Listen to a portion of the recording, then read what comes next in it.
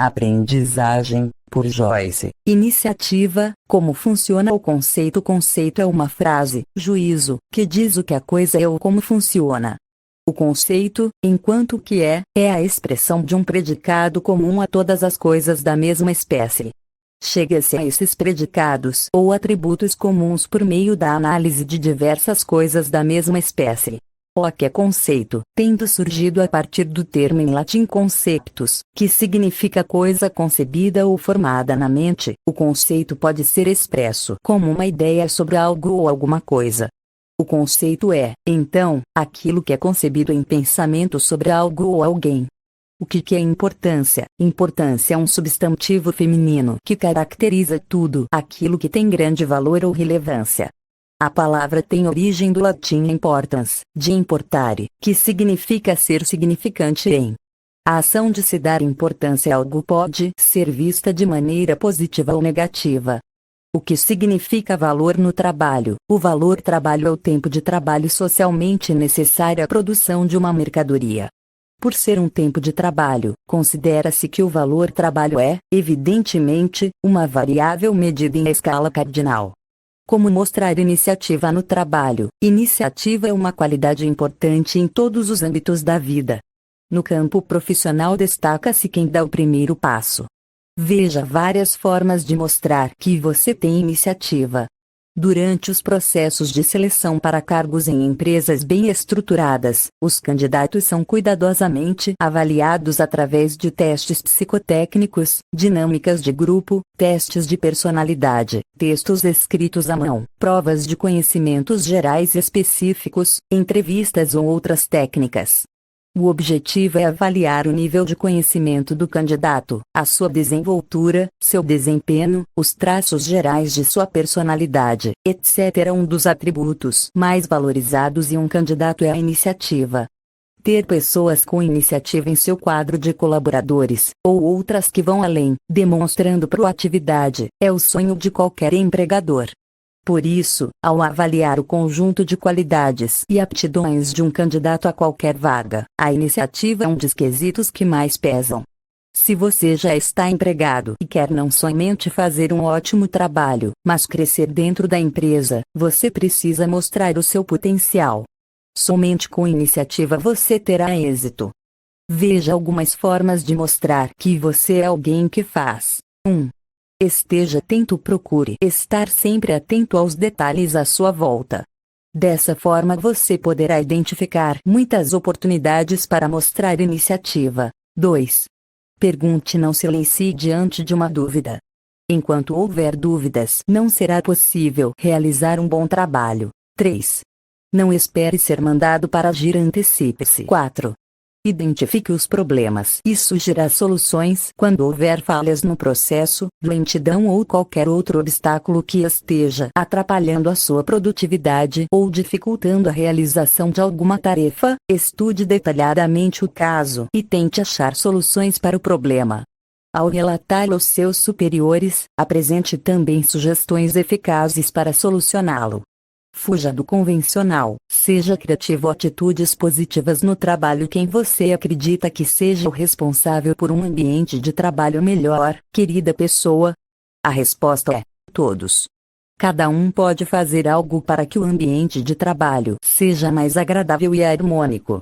Mas, como isso é possível? Através de atitudes positivas. Quer saber mais sobre este tema? Continue a leitura. O poder das atitudes positivas no ambiente de trabalho. Tornar o seu local de trabalho mais prazeroso e harmonioso, muitas vezes só depende de algumas pequenas atitudes positivas que você pode ter no seu modo de pensar e conduzir as coisas. São atitudes pequenas, porém extremamente poderosas e transformadoras. Sabe por quê? Porque a forma como você trata todos à sua volta produz efeitos. Se você trata as pessoas ao seu redor com gentileza e respeito, os efeitos serão positivos. O mesmo vale para as atitudes e tratativas negativas. Elas também trazem resultados negativos e ruins. É uma reação em cadeia, uma questão de causa e efeito. Sendo assim, se você trata as pessoas de forma positiva, com certeza você terá um bom retorno. Ao tratar seus colegas de trabalho com gentileza, elas se tornarão agradáveis com você e tratá-los com respeito resultará em relações no ambiente de trabalho com mais respeito. Conheça o lema UMPA. Este lema defende que um monte de pequenas atitudes, UMPA, geram grandes resultados. Partindo do conceito da UMPA, algumas atitudes simples podem transformar o seu ambiente de trabalho em um lugar melhor para se estar. É importante ter esta preocupação, já que é ali que você passa boa parte do seu dia. Mas, quais são os princípios básicos da UMPA? Trabalho em equipe, respeito, atenção, bom relacionamento interpessoal, comprometimento, organização, ética, proatividade. Saber como conduzir as relações e os comportamentos é o segredo para deixar o seu ambiente de trabalho mais harmonioso.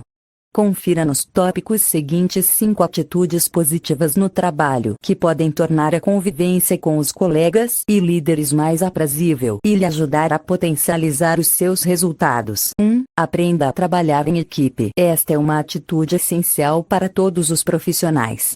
Saber trabalhar em equipe possibilita trabalhar em um ambiente em que todos partilham seus conhecimentos. Um ambiente assim permite que todos possam desenvolver novas competências profissionais, além de aprender a ouvir e também a falar com os colegas. Isso contribui para que todos tenham uma postura mais participativa, gerar de seus colegas mais colaboração e solidariedade também. 2. Tenha empatia com a sua equipe. Esta é uma atitude extremamente poderosa e que muito contribui com um ambiente de trabalho harmônico. Ser empático é se colocar no lugar do outro e, a partir disso, buscar entender suas questões, seus sentimentos e atitudes. Tal atitude é também inspiradora para que outros colegas também sejam empáticos com os demais, transformando até mesmo a cultura organizacional da empresa. 3. Demonstre respeito e gentileza por todos. Talvez seja essa a atitude mais necessária para que se haja harmonia no seu local de trabalho. Ser respeitoso. Ter respeito é considerar o outro, aceitá-lo da forma que é e pensar em seu colega, não ultrapassando os limites da relação profissional. Ao chegar ao trabalho, deseje de maneira sincera e respeitosa que todos tenham um bom dia. Na hora de pedir algo para alguém, peça por favor. Procure falar de maneira gentil e evite tons ríspidos. Gentileza e respeito são sempre bem-vindos. 4. Seja proativo. Muita gente confunde proatividade com acúmulo de funções ou centralizar processos em um único colaborador. Mas, na verdade, a proatividade é outra coisa. Ter proatividade é ter a iniciativa para produzir algo, pensar, agir e trabalhar para trazer resultados positivos tanto para a equipe quanto para a organização. Tal atitude é capaz de envolver os membros da equipe e promover uma verdadeira sinergia no ambiente de trabalho. Outra coisa importante é que a proatividade é uma atitude inspiradora e estimulante. 5. Tenha comprometimento com a sua equipe. Tem uma expressão popular que fala: promessa é dívida. É um ditado que ressalta a importância do comprometimento. Quando alguém fala que vai fazer alguma coisa, é criada uma certa expectativa para que aquilo seja feito. No ambiente de trabalho não é diferente. Quando você assume um compromisso com um colega de trabalho, ela espera que você o cumpra. Comprometer-se a fazer alguma coisa no ambiente de trabalho é algo que requer foco e dedicação, pois é uma atitude que deve ser desenvolvida e cumprida de acordo com o que foi previamente combinado. Portanto, se comprometa com o que pode ser cumprido por você. Nada de falsas promessas. Se comprometa de maneira verdadeira e possível com a sua equipe. 4 atitudes negativas que devem ser evitadas no ambiente de trabalho. Saiba mais sobre 4 atitudes negativas que devem ser evitadas no local de trabalho, além de algumas positivas para neutralizá-las. Orgulho, arrogância, prepotência, teimosia, orgulho. O orgulho não é exatamente uma atitude que gera muita simpatia. Na verdade, as pessoas que se consideram superiores às outras tendem a ser rejeitadas por quem as rodeia, mesmo que tentem ocultá-lo com uma falsa humildade, sempre acabam mostrando sua verdadeira realidade, e é uma característica ainda mais odiosa. Arrogância em termos comportamentais. Talvez a atitude que mais se destaca aqui seja o desprezo sistemático pelos argumentos e opiniões de outras pessoas. Também há uma conexão com o orgulho, a primeira atitude que discutimos. Prepotência. A prepotência também é bem semelhante às duas atitudes negativas anteriores. Podemos ver a prepotência como uma manifestação ou consequência da arrogância. Uma pessoa prepotente é uma pessoa que se considera melhor do que as outras, e a sua arrogância significa que não considera o que os outros têm a dizer.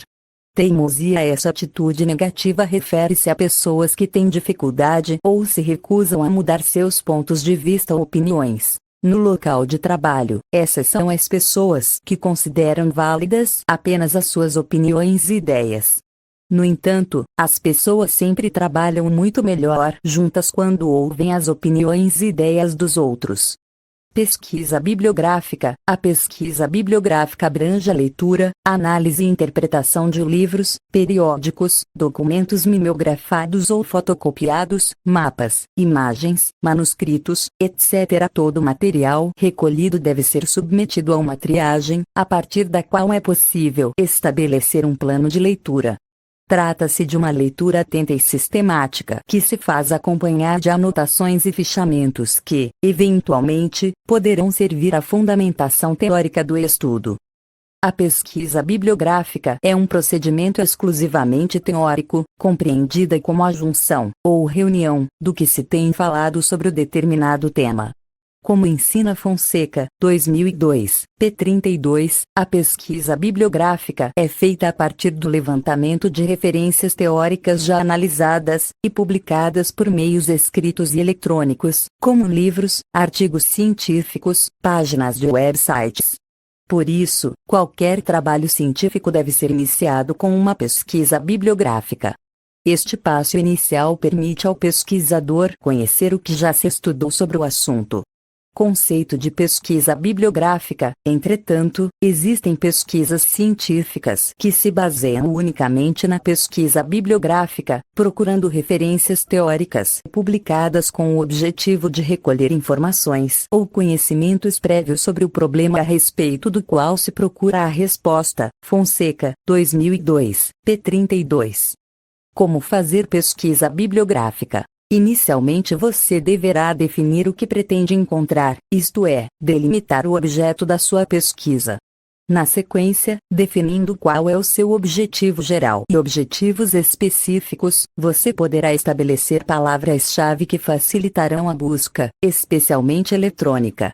Tendo em vista que os sistemas de buscas funcionam por palavras-chave, definir quais serão essas palavras fará com que você encontre de forma mais rápida e fácil o referencial teórico necessário. Entretanto, essas palavras não precisam ser limitantes, ou seja, elas podem ser alteradas/melhoradas no decorrer. Assim, durante as pesquisas o ideal é que você tenha os registros e informações, por meio de anotações e fichamentos para que seja fácil de encontrá-los. Como as pesquisas de PCC costumam ser longas, é comum que, perto do final, não lembrarmos mais com exatidão quais os passos seguimos no começo. Pesquisa de campo. A pesquisa de campo procede à observação de fatos e fenômenos exatamente como ocorrem realmente, a coleta de dados referentes aos mesmos e, finalmente, a análise e interpretação desses dados, com base numa fundamentação teórica consistente, objetivando compreender e explicar o problema pesquisado. Ciência áreas de estudo, como a antropologia, sociologia, psicologia social, psicologia da educação, pedagogia, política, serviço social, usam frequentemente a pesquisa de campo para o estudo de indivíduos, grupos, comunidades, instituições, com o objetivo de compreender os mais diferentes aspectos de uma determinada realidade. Como qualquer outro tipo de pesquisa, a de campo parte do levantamento bibliográfico. Exige também a determinação das técnicas de coleta de dados mais apropriadas à natureza do tema e, ainda, a definição das técnicas que serão empregadas para o registro e análise. Dependendo das técnicas de coleta, análise e interpretação dos dados, a pesquisa de campo poderá ser classificada como de abordagem predominantemente quantitativa ou qualitativa. Numa pesquisa em que a abordagem é basicamente quantitativa, o pesquisador se limita à descrição factual deste ou daquele evento, ignorando a complexidade da realidade social. Franco, 1985, 35. O que é a pesquisa de campo? Pesquisa de campo é uma das etapas da metodologia científica de pesquisa que corresponde à observação, coleta, análise e interpretação de fatos e fenômenos que ocorrem dentro de seus nichos, cenários e ambientes naturais de vivência. Esta é uma etapa importante da pesquisa, pois é responsável por extrair dados e informações diretamente da realidade do objeto de estudo. Ela também define os objetivos e hipóteses da pesquisa, assim como define a melhor forma para coletar os dados necessários, como o uso de entrevistas ou questionários avaliativos, que darão respostas para a situação ou problema abordado na pesquisa. Normalmente, a pesquisa de campo é realizada após o estudo bibliográfico ou revisão literária nas pesquisas científicas, acadêmicas ou nos trabalhos de conclusão de curso, TCC. Nesta etapa, o pesquisador já deve possuir um bom conhecimento sobre o assunto estudado. Na pesquisa de campo, cabe ao pesquisador realizar a observação minuciosa do objeto de estudo e como ele se comporta no seu ambiente real. Além disso, deve realizar a coleta de dados referentes ao objeto e, por último, fazer análise e a interpretação destes dados. Tudo isso deve estar baseado na fundamentação teórica previamente feita, buscando sempre compreender e explicar o objeto de estudo da pesquisa. A ciência e as áreas de estudos sociais como antropologia, sociologia, economia e outras, usam a pesquisa de campo para estudar o comportamento de indivíduos, grupos, comunidades, instituições, etc. A proposta é compreender os mais diferentes aspectos de uma determinada realidade. Como fazer uma pesquisa de campo? Um estudo de campo é dividido em 3 etapas básicas. Fazer uma pesquisa bibliográfica que sirva como base para o tema estudado. Delimitar um grupo que servirá como amostra para a pesquisa. Determinar as técnicas que serão aplicadas para coletar as informações da pesquisa, questionário, observação, entrevista, ética. A proposta é buscar compreender as diferenças existentes entre as opiniões ou realidades de um indivíduo para outro dentro do mesmo grupo. Pesquisa laboratorial. Algumas vezes este tipo de pesquisa é confundido com pesquisa experimental, o que é um equívoco. Embora a maioria das pesquisas de laboratório seja experimental, muitas vezes as ciências humanas e sociais lançam mão de pesquisa de laboratório sem que se trate de estudos experimentais. Na verdade, o que caracteriza a pesquisa de laboratório é o fato de que ela ocorre em situações controladas, valendo-se de instrumental específico e preciso. Tais pesquisas, quer se realizem em recintos fechados ou ao ar livre, em ambientes artificiais ou reais, em todos os casos, requerem um ambiente adequado, previamente estabelecido e de acordo com o estudo a ser realizado. A psicologia social e a sociologia, frequentemente, utilizam a pesquisa de laboratório, muito embora aspectos fundamentais do comportamento humano nem sempre possam ou, por questões de ética, nunca devam ser estudados ou reproduzidos no ambiente controlado do laboratório. O que é pesquisa laboratorial?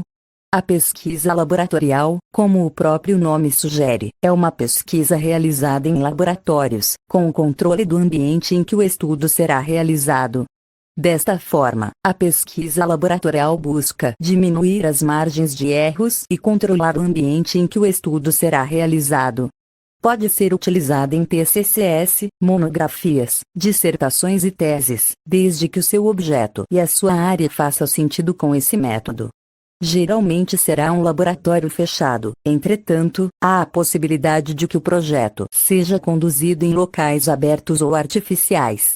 Nestes casos, as pessoas responsáveis pela pesquisa devem comandar, ou controlar, o perímetro em que se é observada a experiência. Deste modo, as pesquisas laboratoriais podem ou não ser experimentais, uma vez que o fato analisado não sofre nenhuma alteração em suas variáveis. Assim, podem ser chamadas de pesquisas não experimentais, pois não exige o intermédio de quem está pesquisando, apenas a observação para posterior análise. Mesmo que algumas pesquisas laboratoriais sejam de cunho experimental, esta não é a regra. Ainda, é usual que as ciências sociais e humanas deixam de lado este tipo de pesquisa por tratar de estudos que envolvem experiências. Entretanto, a principal característica de ser laboratorial é o fato de que elas ocorrem em situações controladas, e não pelo simples ambiente. Por isso a necessidade de um ambiente possível de ser controlado, estabelecido de forma prévia de acordo com o estudo a ser desenvolvido. Como fazer uma pesquisa laboratorial? Diferentemente da empírica, a pesquisa laboratorial busca diminuir as margens de erros e controlar o ambiente em que o estudo será realizado. Na maioria das vezes, tal espaço é um laboratório fechado, mas há também a possibilidade de que o projeto seja conduzido em locais abertos ou artificiais. O importante é que os cientistas possam comandar o perímetro em que se é observada a experiência. Pesquisa acadêmica. A pesquisa acadêmica é realizada no âmbito da academia, universidade, faculdade ou outra instituição de ensino superior, conduzida por pesquisadores que comumente são docentes, estudantes universitários e pesquisadores independentes. A pesquisa acadêmica é um dos 3 pilares da atividade universitária, junto com o ensino e a extensão. Visa produzir conhecimento para uma disciplina acadêmica, bem como investigações relacionadas à prática dos processos de ensino-aprendizado. Visa também a relacionar os aspectos objetivos e subjetivos da realidade que envolve o objeto a ser pesquisado. Para uma melhor caracterização de todos os tipos de pesquisas acadêmicas realizadas pelos alunos, podemos considerar o seguinte quadro resumo, e, resumidamente, caracterizar as pesquisas. 1. Quantitativas. Aquelas onde predominam os métodos estatísticos, com utilização de variáveis bem definidas e de cálculos estatísticos ou inferenciais. 2. Qualitativas. Nas pesquisas qualitativas os cálculos são substituídos por classificações e análises dissertativas. É o fenômeno estudado que determina os métodos de pesquisa sem eliminar por completo os cálculos. O que é inovação? O conceito de inovação é bastante variado, dependendo, principalmente, da sua aplicação. De forma sucinta, a ABGE considera que inovação é a exploração de novas ideias com sucesso. E sucesso para as empresas significa, por exemplo, aumento de faturamento, acesso a novos mercados, aumento das margens de lucro, entre outros benefícios. Dentre as várias possibilidades de inovar, aquelas que se referem a inovações de produto ou de processo são conhecidas como inovações tecnológicas. Outros tipos de inovações podem se relacionar a novos mercados, novos modelos de negócio, novos processos e métodos organizacionais, ou até mesmo, novas fontes de suprimentos. Confira abaixo alguns conceitos importantes sobre o que é inovação. As pessoas frequentemente confundem inovação e processos de inovação com melhoria contínua e processos relacionados a esse tema. Para que uma inovação seja caracterizada como tal, é necessário que seja causado um impacto significativo. As melhorias contínuas, normalmente, não são capazes de criar vantagens competitivas de médio e longo prazo. Tipos de inovação. As diferentes formas de inovação podem ser classificadas de diversas maneiras. Destacamos aqui 2 destas visões, quanto ao objeto focal de inovação e quanto ao seu impacto. Objetivos focais de inovação. Inovação de produto. Consiste em modificações nos atributos do produto, com mudança na forma como ele é percebido pelos consumidores. Exemplo: automóvel com câmbio automático em comparação ao convencional. Inovação de processo. Trata de mudanças no processo de produção do produto ou serviço. Não gera necessariamente impacto no produto final, mas produz benefícios no processo de produção, geralmente com aumento de produtividade e redução de custos. Exemplo: Automóvel produzido por robôs em comparação ao produzido por operários humanos. Inovação de modelo de negócio. Entenda melhor a diferença entre estes conceitos no texto. Inovação de produto X. Inovação de processo. Impacto de inovação. Inovação incremental. Reflete pequenas melhorias contínuas em produtos ou em linhas de produtos. Geralmente, representam pequenos avanços nos benefícios percebidos pelo consumidor e não modificam de forma expressiva a forma como o produto é consumido ou o modelo de negócio. Exemplo: evolução dos smartphones, em que a cada versão são adicionadas novas funcionalidades como reconhecimento facial e ganho de qualidade da câmera, mas sem modificação substancial no produto. Inovação radical. Representa uma mudança drástica na maneira que o produto ou serviço é consumido.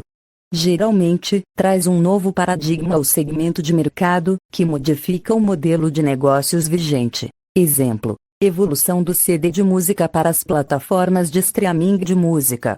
Aprofunde mais sobre os impactos de inovação no texto. Inovação radical X. Inovação incremental. Quais são os conceitos básicos e características do empreendedorismo?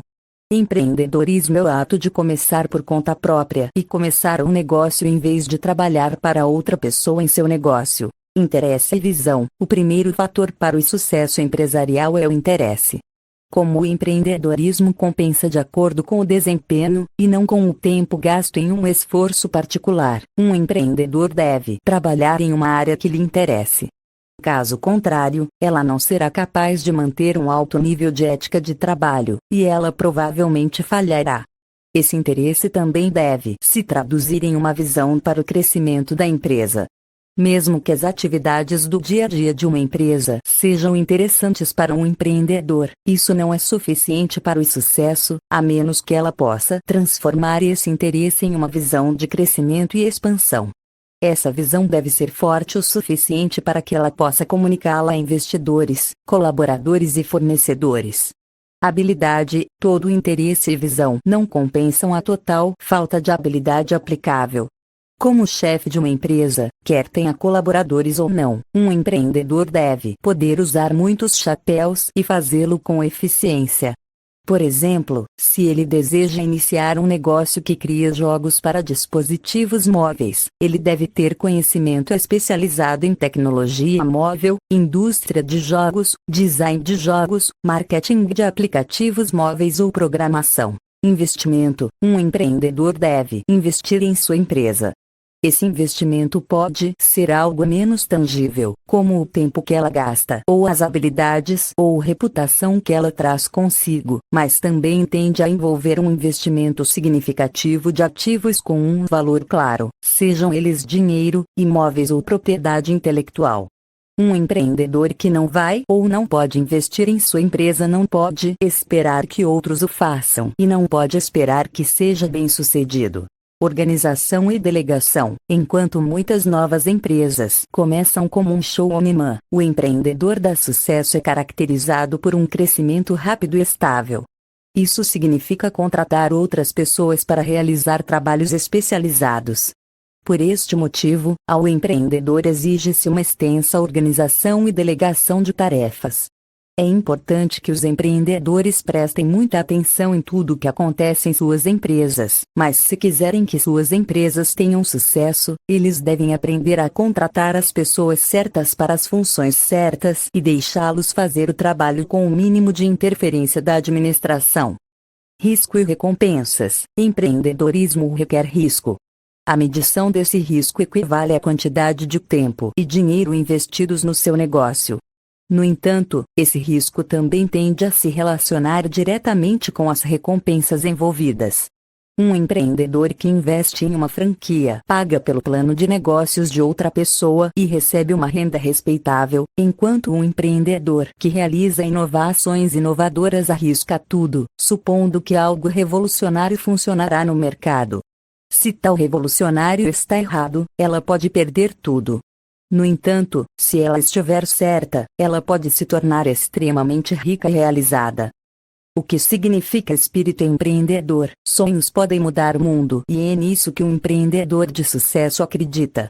O espírito empreendedor pode ser definido como a capacidade do empresário em inovar e buscar sempre soluções para os problemas de sua empresa.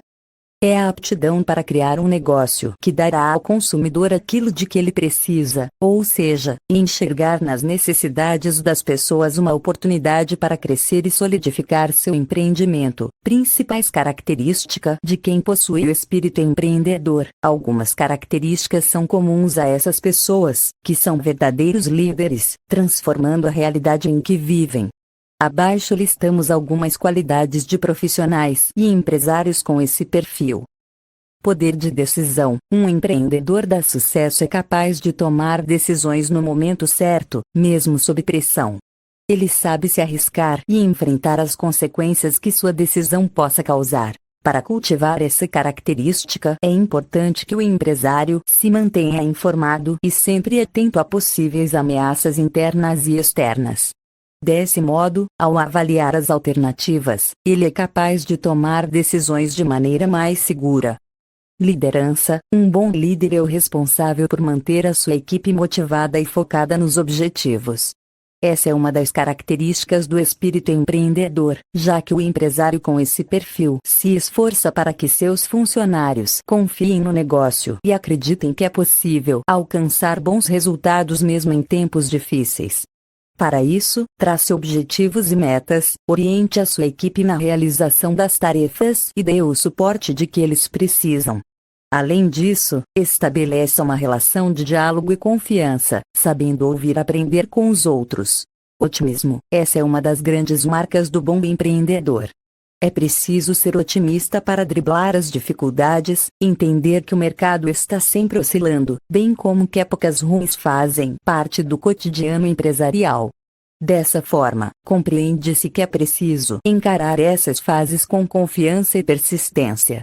Para possuir essa qualidade, é importante conhecer bem o seu trabalho e o setor em que atua, prezando pela qualidade do serviço ofertado. Além disso, tenha confiança na sua experiência e nos conhecimentos adquiridos com muito trabalho.